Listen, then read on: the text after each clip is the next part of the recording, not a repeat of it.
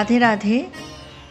As seekers of spiritual truth, we find ourselves stumbling upon questions in the form of doubt, in the form of confusion, dilemma. And so in today's talk, I am going to address a related question. And the question is God attained through the efforts of our devotional practice, or is it only by God's grace that we can realize Him?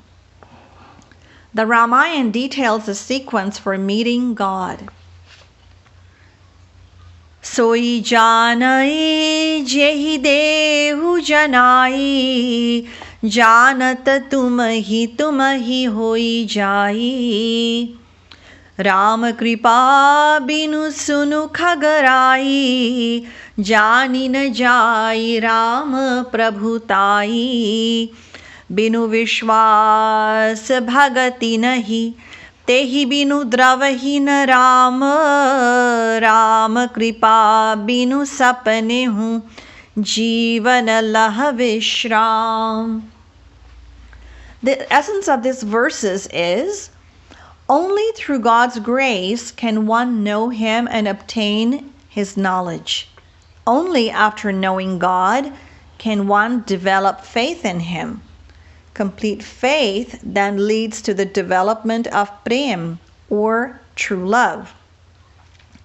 The Ramayana also says, Bari mathe baru hoya ghrita, Sikta te baru tela, binu hari bhajan na bhavatariya, yah siddhanta apel.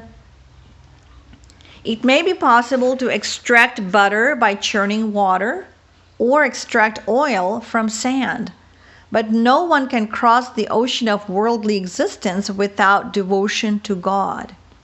Yet again, the Ramayana quotes, Jap tap niyam yoga nija dharma, Shruti sambhav nana shubha karma, Gyan daya dam tirath majjan, Jahan lagi karma kahe Shruti sajjan.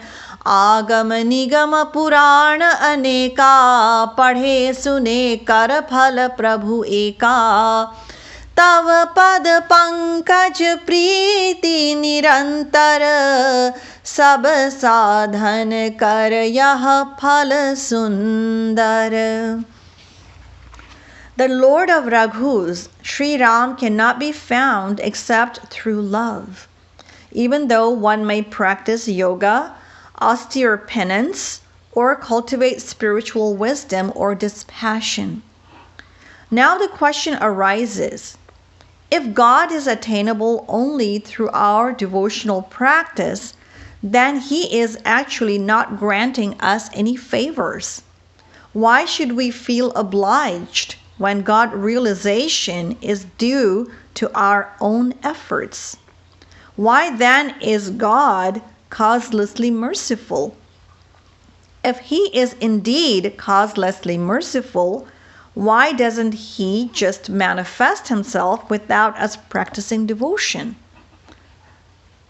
Let us now unravel this mystery. Devotion is not a price to pay for God realization. Let's first comprehend the right meaning of devotion.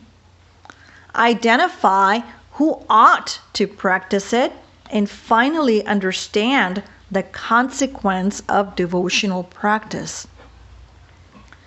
Devotion means oneness of mind with God, or loving God with all your heart and mind. Saints in our history, such as Goswami Tulsidas Ji, Surdas Ji, and Mirabai, had unwavering and resolute love for God. They all performed single-minded devotion. We inversely perform devotion by external acts of prayer, while our mind remains entangled in worldly desires. We goose step to the dictates of our mind to satisfy our material senses. In other words, we attempt to fool God who resides in our heart, forgetting that He is omnipresent and omniscient, and therefore watching our every thought and action. Therefore, it is the mind alone that has to practice devotion. Now, our mind is the product of Maya, which is inert. It is material.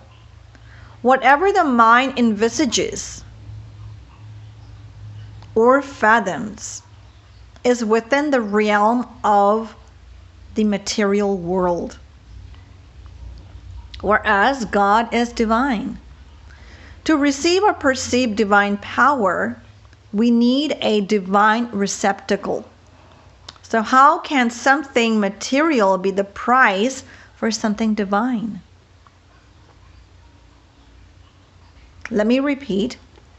How can something material be the price for something divine? Here comes the causeless mercy of God, whereby He accepts our Mayic, material devotion and assists us in the process of spiritual growth. With constant practice, devotion purifies our mind by removing our worldly cravings, attachments, and impurities from the mind.